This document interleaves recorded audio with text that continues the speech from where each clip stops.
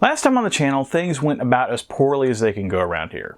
I mean, first I have to deal with interlopers, which was just a whole thing, and if you're not aware of that whole situation, I'll drop a link in the description below about all that.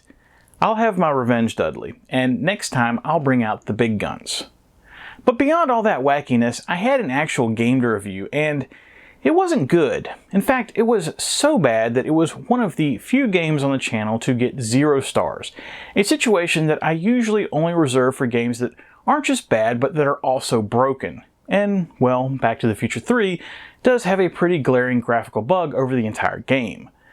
Due to that, I felt like I needed to get away for a bit, maybe recharge my batteries at some distant beachfront locale, which I did, and of course ran directly into Hurricane Helene.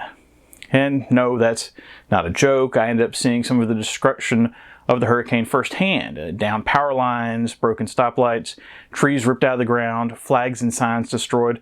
Hell, it was so bad that I saw a Waffle House closed. And if you're not from the southern United States, you may not understand the gravity of that situation, but let's just say if the Waffle House is closed, you want to be elsewhere. Thankfully, on the portion of the trip that did feature electricity and running water, I was able to make a few stops and add 4 games to the Zilog and Moto collection, getting me down to just 243 games left to try to obtain. One of those 4 is a game that I've been looking to add to the collection for a long time, and that I've seen before a few different places, but I just have never pulled the trigger on it due to how much it cost until now. And with it being nature-themed and all the brushes with the power of nature this last weekend, and an open spot in the review schedule, I thought it would be the perfect choice for this week's review. However, I should probably pause for a second because I'm sure that there's some of you out there that don't know me and are confused because I've spent the entire intro so far talking about hijinks related to a different YouTube channel while pretending to be Jim Cantor. Hi, my name is Dave, and welcome to Zilog and Moto, the channel where I'd much rather play Back to the Future 3 again rather than stand out in a hurricane. Barely. Anyway, I'm out to collect and review the nearly 1,280 titles released in the English language for the Sega Master System, Genesis/Mega Drive, Sega or Mega CD as the case may be, and finally the 32X. Basically, if I can plug it into a Genesis, either by itself or with some sort of add-on, and be able to read what's up on the screen, I'm trying to get a copy of it and review it for posterity, with both looks at that original packaging and gameplay captured from original hardware whenever possible. All that intro silliness aside, let's get to the game du jour, which is Growl from Taito. Now, Growl is a game that I've been curious about for 30 years. It's one of those that I always see listed in the video game mail order ads in magazines, along with other obscure games like Caliber 50, Toki, and pretty much any renovation software title, but I never actually remember seeing it in Electronics Boutique. The original arcade game that Growl is based on is also a bit of a mystery to me, as I've never played it, and I'm pretty sure that the only time that I've ever even seen it was at Galloping Ghost. I should probably fix that the next time that I stop by there. But for now, I'm completely starting from scratch, as I try to answer even basic questions like, what's up with the animals that are on the cover, and who are those guys that are carrying military weapons, and even simple things like, what genre of game is this? Not to mention the big question, is the game any good? Well, we'll go through all that and more, but first, a look at this pricey package. And here's my brand new, to me, copy of Growl for the Genesis. Sometimes I don't remember when I've added certain games to the collection, which makes sense when you've been collecting for about 10 years and there's over 1,000 games to take into consideration, but I know exactly where and when I picked this one up because I just did. This came from a store called The Game Room, and they've got a few locations on the South Carolina coast, but this came specifically from the Myrtle Beach location, and I definitely recommend you stop in if you're in the area because they have all kinds of retro and newer games, along with a bunch of anime stuff. I've seen Growl a few times over the years, mainly at conventions because it's a pretty uncommon title, and I just had never purchased it before because it's one of those games that has that price bump from being hard to find, and I had just prioritized other purchases previously. I overpaid for this copy for a few reasons, but mainly I wanted to support the store so that it might still be there when I go back, and I was kind of sick of seeing it and not bringing it home. And one other pretty good reason that I'll show in a minute, but under normal circumstances, if you want a complete copy for your collection, expect to spend between $150 and $250. Thankfully, this copy is in pretty good shape, which took some of the sting out of emptying my wallet for it. The hang tab is intact at the top of the case, and the outer cover is in good shape, minus some very light scratching. The inner cover looks to have some light color fading, which is unfortunately somewhat common for covers that have a lot of blue and green to them, but thankfully that's the only issue, with no water damage or edge wear present. With Growl being a Taito release, and please go down in the comments now and argue whether it should be Taito or Taito, you should not be surprised to know that the game also got a release in Japan for the Mega Drive under its original name of runark. But Taito used more or less the same cover art for both versions, so there's not much to discuss there, with even the alternate logo having a similar look to the United States version. Growl was an NTSC exclusive, so it did not get a PAL version, but strangely it was released in Europe, or more specifically in France, where the US version was sold with a French instruction manual and a sticker on the back in French explaining the game. I have no idea why this was done, and as you can imagine, that is an extremely rare release, so if you happen to run into that version over in Europe, you might want to grab it if the price is right. Flipping over the back, and we finally get a bit of an explanation about what's going on in Growl, with two somewhat blurry screenshots that appear to make the game look like it's a side-scrolling beat-em-up, and a description at the top that states that apparently you are fighting as the protectors of Animals World Society, aka PAWS, and you're going after the mysterious animal smuggling and poaching syndicate Rendau Animal Protection Organization, or RAPO. I'm not sure I can think of anything more 80s arcade scene than two groups with odd acronym-based names duking it out, so now I'm somewhat hopeful of what we have here. Opening up the package, and the manual and cartridge are in pretty good shape, and you'll also see the main reason why I was okay with overpaying for this copy, and that's because it also includes a Taito poster that I have never seen before. And as a bonus, the page of the poster that shows Growl has different pre-production artwork for the game, so that's pretty cool. Being that Growl is a pretty early beat-em-up, the gameplay is pretty simple, but the manual goes above and beyond, with a full page on the backstory of the game, and a section that details each of the 4 PAWS agents that you can choose to play as, just like in the arcade, and not just the 2 from the cover art. And then details all of the different items that you can pick up and the various game levels. Great job on Taito's part here to really put together a solid manual, regardless of if the game really needed that level of explanation. Okay, that's the unfortunately expensive package. Let's fire it up and see what I've been curious about for the last 30 years. I think I've mentioned before on the channel that my favorite genre of games is the beat 'em up. Even today, with side-scrolling beat 'em ups being mostly a thing of the past, I still love, say, the Yakuza series, which up until recently has been beat 'em ups, just in 3D form rather than side-scrolling. And while I had my favorites, Final Fight, Double Dragon 2, The Punisher, I always enjoyed giving new games that I wasn't familiar with a shot, which is how I stumbled into games like Konami's Crime Fighters. Unfortunately, with anything that's popular, you end up having everyone try to ride that wave, which results in poor games like DJ Boy, that simply wasn't going to be a good game even with it being in a genre that I liked. In hairband terms, this would be what I would refer to as the Motley Crue Pretty Boy Floyd corollary, and if you don't get that reference, you might be too young for this channel, or I should be looking at joining an ARP, or both. One way for developers to avoid running into the pitfall is to try to be creative with the storyline behind a game. The aforementioned Double Dragon and Final Fight, and to a lesser extent DJ Boy, already had the lone vigilantes attempt to clean up the city from gang-related activity plot framework covered. So what could Taito possibly bring to the table to make walking left to right while engaging in hand-to-hand combat with numerous similar-looking bad guys? Well, would you believe combining MacGyver, Indiana Jones, and aliens? Well, strap in, because that's what we've got on the docket today. Growl started out its life in Japanese arcades under the name of runark in January of 1991, before being translated and renamed to Growl for release in the United States a month later.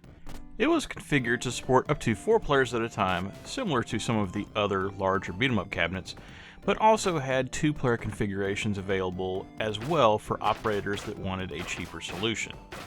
Each of the 4 players has a different look and slightly different attributes for jumping, attack power, and health, which is nice because it allows people to experiment and choose a character that best fits their playstyle, whether they prefer to tank, be more acrobatic, or possibly something in between. Not only did Taito give players some options as to how many and what kind of characters that they could use, the game also featured a bunch of different weapons that could be picked up and used, keeping things from just being a strictly hand-to-hand affair.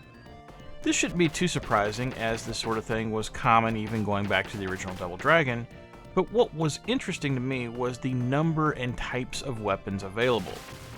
The game starts out in a pretty ridiculous fashion, even for me being a fan of 80s action movies. Your character is sitting at a table in a bar when you get ambushed via a tossed grenade and have to dive for cover. Okay, I mean, nothing too crazy so far, right? I mean, I've seen grenades in beat-em-ups before. Hell, Rolento, a boss in Final Fight, has a form where he's just tossing grenades all over the screen like they're beads at Mardi Gras. But after the explosion, it's time for your character to start taking their revenge. And what's conveniently placed near them? Oh yeah, just several M202 flash rocket launchers. You know, that one that Arnold Schwarzenegger famously carried in Commando? Because I know when I go to the bar to enjoy a cold one, I always take my collection of incendiary ordnance with me. Oh, but it gets better. When you shoot a rocket at someone in a beat-em-up, what would you expect to happen? They just fall down, flash a few times letting you know they're dead, and then vanish, right? But what would happen in real life? Well, if you answered, they'd probably get blown to pieces with chunks of body parts flying all over for the poor coroner to try to put together like a grisly jigsaw puzzle, well, you'd be right. So what does Taito do that ends up creating one of the craziest attract screens that the arcade has ever seen?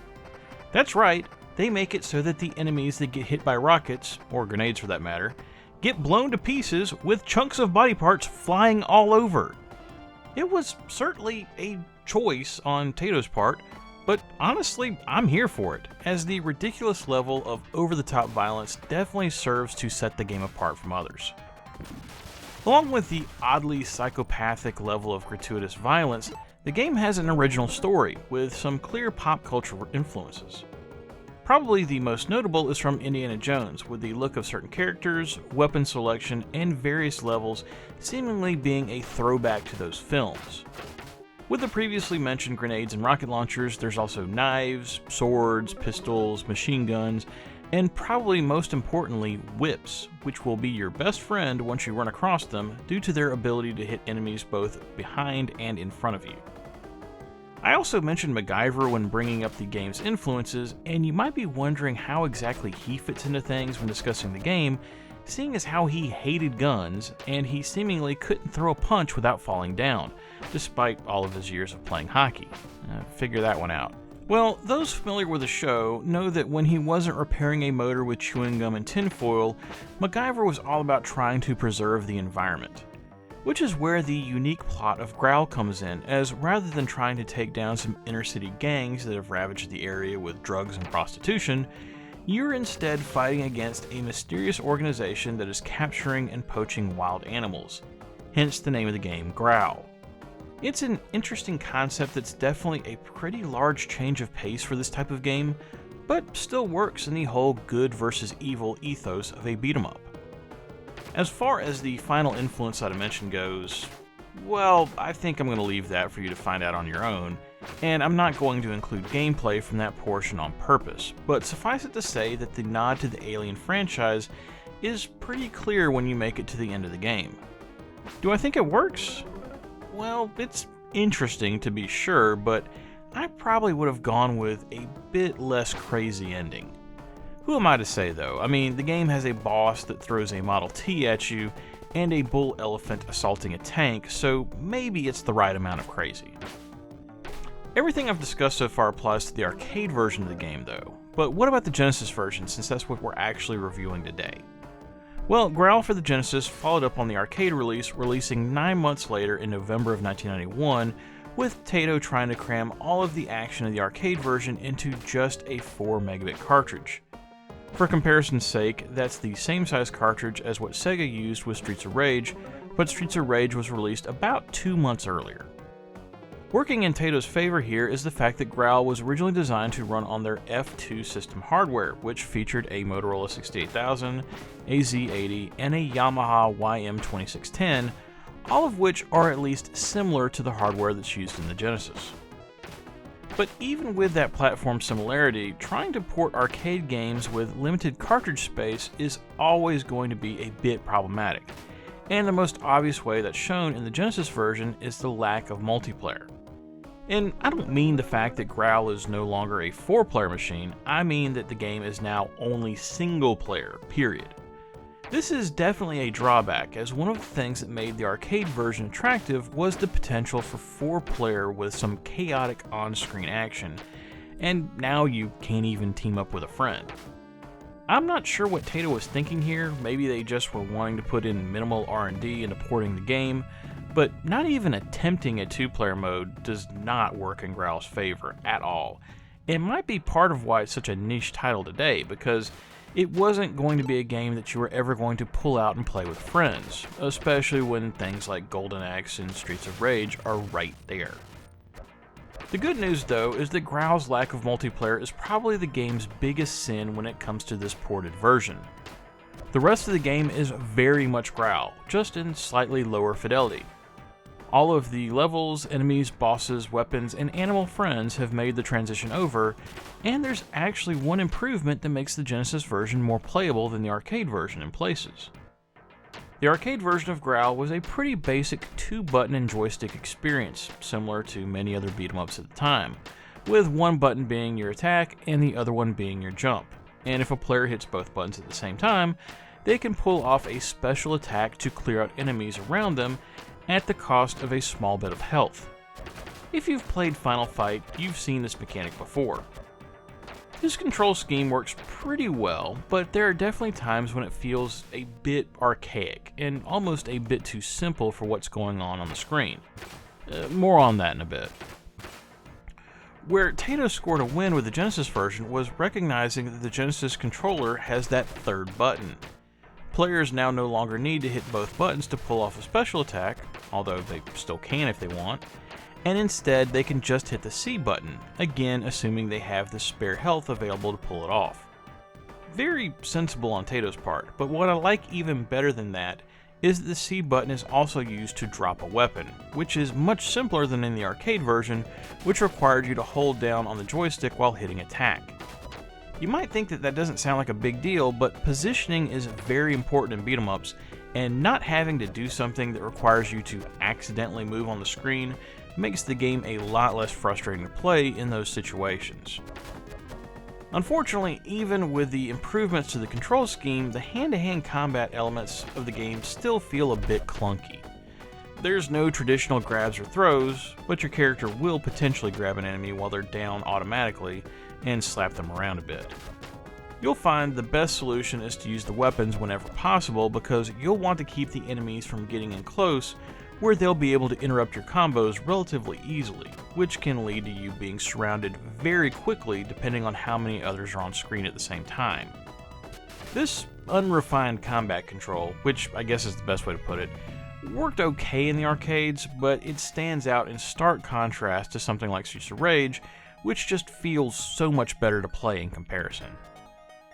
I mentioned earlier that Growl in Genesis was essentially a lower fidelity version of the arcade game, and I think that's a pretty common thing for arcade ports at the time, but I wouldn't call the graphics or the sound in the Genesis version bad, just not as good. The sprites are smaller and less detailed, there aren't quite as many colors, and the arcade version handles all of the on-screen action better. But even with the game not looking quite as good as the arcade version, there's no mistaking that it's Growl, and the fact that it looks as good as it does while being packed into a relatively tiny 4 megabit cartridge is a minor miracle. My only real issue graphically was that there is some flickering that pops up occasionally when there's too many sprites in one area of the screen. but that isn't common and it doesn't really take away from the game. From an audio perspective, Growl sounds great. Like the graphics, the sound overall isn't quite as good, as you definitely can tell the synth samples used aren't quite as high quality, and there's some digital speech between the characters that's been cut. But for a Genesis game in late 1991, it's solid. The speech isn't really missed, and the soundtrack still sounds pretty great and echoes what was used in the arcades. Also, the sound effects in the Genesis version are all of good quality as well, and there's some very nice crunches and explosions to go along with the action that's on screen. It won't get your attention from Streets of Rage, but for a game that doesn't feature Yuzo Koshiro, it does well in its own right, and I don't think that you'll be muting your TV while you're playing it.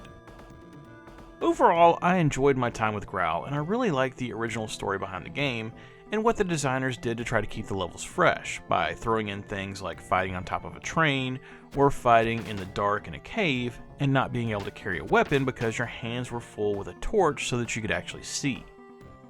But if I'm being honest, even with some of the unique and creative things that the game does, it still feels somewhat simplistic and crude. The lack of multiplayer has to be a knock on the game, and if you allow yourself the maximum amount of continues, the game offers 3, 5, and 7, you'll probably beat the game the first time you play it, with a full playthrough only taking about 40 minutes. As a result, I'm giving Growl for the Genesis 2 stars. It's a solid effort on Taito's part, but the best way I can describe it is that back in the day, this would have been a rental and not a purchase. And that's it for Growl on the Genesis. I'm glad I finally got to play this game, and I did have some fun playing it this week, but if you're expecting a game of the same quality as Streets of Rage, this isn't it. I think that if it came out before Streets of Rage, closer to when the arcade version was originally released, then maybe it would be a different story, but it's a hard sell when Streets of Rage beat it to the market and more or less did everything better than Growl. I think it goes without saying that with the price point that Growl commands on the market right now, this is definitely a title that most people don't need to own, and you should just look it up in Antstream Arcade or perhaps play the arcade version that's included in Taito Legends 2. And just as an aside, how is there not currently a Taito arcade collection on the market?